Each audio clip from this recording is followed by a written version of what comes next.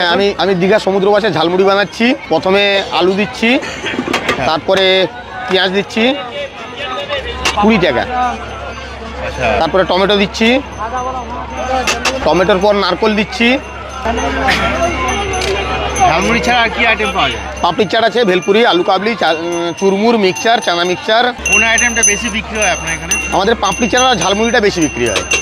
ধনেপাতা দিচ্ছি, লঙ্কা দিব, লঙ্কা অল্প দিচ্ছি। আমি ওই 3টের সময় আসি, আবার 10টার সময় যাই। ছোলা দিচ্ছি, কাঁচা ছোলা। কাঁচা ছোলা, চানাচুর, আমাদের দীঘার সুবিখ্যাত দোলা চানাচুর। আমার নাম রামকৃষ্ণ পাত্র। হ্যাঁ, এবারে ঝুরি ভাজা দিচ্ছি, তারপর মুড়ি দিচ্ছি,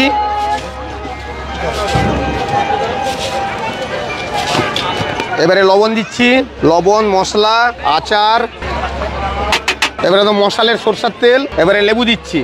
হ্যাঁ, এখন একটু অফ সিজন, এই পুজো টুজো আছে, সব পরীক্ষা, পুজো টুজো গেল। এবারে এটাকে মাখিয়ে দিলাম,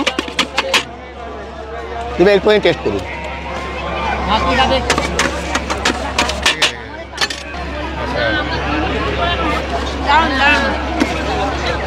রেডি হয়েছে আপনার? হ্যাঁ, একদম রেডি। এবারে ঝালমুড়িটা ঠোঙায় তুলে দিচ্ছি। কলকাতায় যেরকম ঝালমুড়ি বানায় একই রকম ভাবে নাকি একটু আলাদা? দীঘা স্টাইলটা আলাদা? হ্যাঁ, দীঘা স্টাইলটা একটু আলাদা।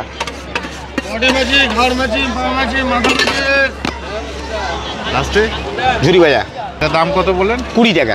আমার কাছে আলু আছে, পেঁয়াজ আছে, টমেটো, ধনেপাতা, নারকোল,